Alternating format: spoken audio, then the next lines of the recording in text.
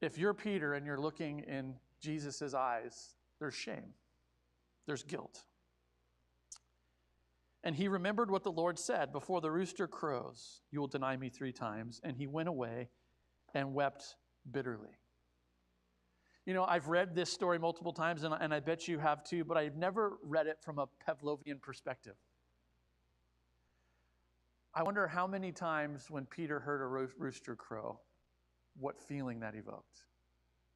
You see, we're suburbanites, and we don't really realize that back then in the countryside, there's roosters everywhere, right? How many of you have been to Hawaii before, right? So we took our family to Hawaii in July, and I hadn't been there since I was a kid, and I was shocked by the amount of like chickens and roosters running around everywhere, like every morning. And so roosters were everywhere, and so everywhere he wakes up, roosters are crowing. Like, you can't tell me that every time Peter hears a rooster crow, he's not just overwhelmed with, I betrayed my Savior. I betrayed my Jesus. I wonder what the trigger is for you. What is your rooster crow? In reflexes. And so we see, number 2, that we need to resist the temptation to hide. When we have those triggers, the thing that we want to do is we just want to avoid them. That place, that person, that sight, that smell, we don't want to think about it. We just want to avoid it. And so what does Peter do? Jesus was killed in front of his eyes. He saw him beaten. He saw him crucified. And later in the story, we read in John chapter 21, Peter is with the disciples, and he says, I'm going fishing. And this wasn't a fishing trip just for fun. They said to him, okay, we'll go with you too, because many of them were also fishermen, and they went out and got into their boat at night, and they caught nothing. What was going on? Peter was going back to his old vocation. For 3 years, he had followed Jesus.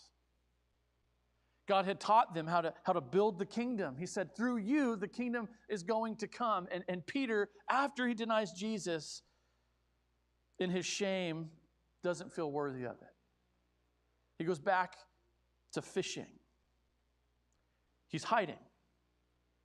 But God won't let you hide. Verse 4, just as the day was breaking, Jesus stood on the shore. Yet the disciples didn't know that it was Jesus. And Jesus said to them, hey, dummies, do you have any fish? That's the Greek. It says children, right? It's actually, he's kind of like making fun of them. Hey, do you have any fish? And he said, cast the net on the right side of the boat and you will find some. And they cast it. And they were not able to haul it in because of the quantity of fish. Now, you may not realize this, but this is the second miracle of fish that Jesus committed with these guys.